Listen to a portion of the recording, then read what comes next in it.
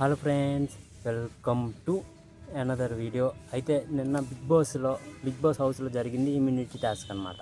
అంటే ఈసారి big boss ఏంటి అనుకుంటున్నారంటే ఉట్టి టాస్కులతో చంపేయాలి. ఫుడ్డు ఇంకా టాస్కులు అంతే. ఎలాంటి టాస్కులు పెడుతున్నాడు బిగ్ బాస్. ఇంకా మెచ్చుకోవాల్సిందే బిగ్ బాస్ని. అంత బడ్జెట్ పెట్టి టాస్కులు పెడుతున్నాడంటే అంటే కంటిన్యూ టాస్కులు, అది కూడా ఆగట్లే, కంటిన్యూగా టాస్కులు పెడుతున్నాడు అన్నమాట. ఈ సీజన్ చాలా బాగుంది. ఈ సీజన్ చాలా బాగుంది, టాస్కులతో కొద్దిగా ముందుకెళ్తుంది అనమాట.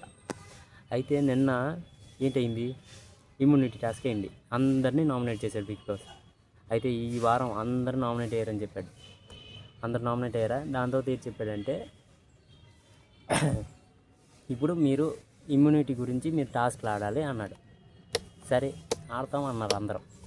అయితే ఫస్ట్ టాస్క్ ఏంటంటే మీరు అందరూ బెడ్ పైన ఉంటారు, ఒక్కొక్కరు వెళ్ళిపోవాలన్నమాట. డిసిజన్తో లేకపోతే ఫిజికల్ అయినా అవ్వచ్చు. మీరు ఒక్కొక్కరు కిందకి దిగిపోవాలి బెడ్ నుంచి. అంటే నలుగురు టీమప్ అయిపోయారు. ఎవరెవరు, ఇది పవన్ కళ్యాణ్, పవన్, ఇంకా ఇమాన్యుయల్, బర్నీ అన్న నలుగురు టీం అయిపోయారు. ఇంక మిగతా వాళ్ళందరూ సుమన్ శెట్టి అన్న లేడీస్లో కలిసిపోయారు అనమాట. గర్ల్స్ గ్రూప్లో కలిసిపోయారు. అయితే ఫస్ట్ ఏమంచో తీసింది సంజన గారిని. సంజన గారు ఏమనుకోలే, తీసారు అనుకున్నది. దాని తర్వాత సెకండ్ సుమన్ శెట్టినాడిని తీశారు. ఎవరు, ఈ నలుగురు క్లియర్ కట్గా పోయినండి. అయితే ఈ నలుగురు టీమప్ అయినప్పుడు అక్కడ ఇంక నలుగురు ఉన్నారు కదా, వాళ్ళు టీమప్ అవ్వచ్చు కదా. వాళ్ళు ఎందుకు టీమప్ అవ్వలేదు? రీతు చౌదరి ఇంకా తనుజ కూడా ఉన్నారు కదా, వాళ్ళు టీం అవ్వాలనుకుంటే అవ్వచ్చు కదా.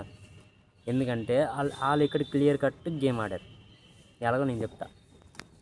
ఇప్పుడు అక్కడ ఉంది ఎవరు అపోనెంట్లో, బర్నీ గారు, ఇమాన్యుయల్, పవన్ కళ్యాణ్, ఈ నలుగురు ఉన్నారు. ఈ నలుగురు ఎవరికి సపోర్ట్ వస్తారు? తనుజాకి లేకపోతే శ్రీజాకి.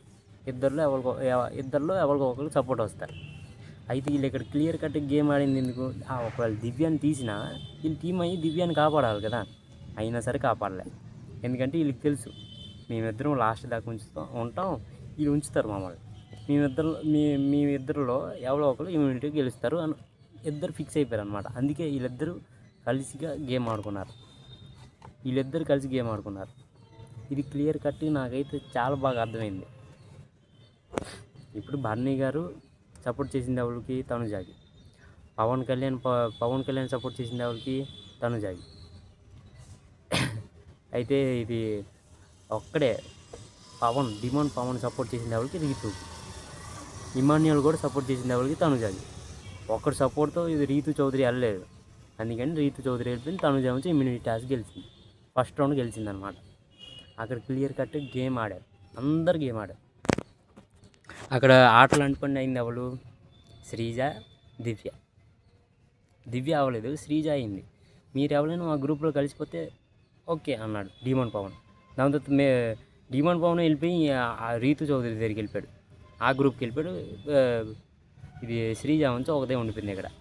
లాస్ట్కి శ్రీజని తోసారు, తనుజ నుంచి అలాగ ఉంది ఇమ్యూనిటీతో. కూర్చొని వాళ్ళు కూర్చొని అక్కడ ఉన్నారు అంతే.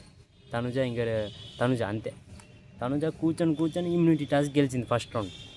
అయితే ఇమాన్యుయల్ని చాలా మెచ్చుకోవాలి. ఏమో వైల్డ్ కార్డ్స్ వస్తే ఏంటవుతాడో కానీ ఈ ప్రస్తుతానికి అయితే అన్ని టాస్కులు గెలుచుకుంటున్నట్టు ఇమాన్యుయల్.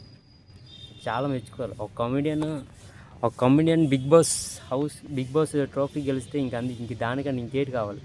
ఒక ఇన్స్పిరేషన్ అయిపోతాడు ఇమాన్యుయల్. అది మ్యాటర్.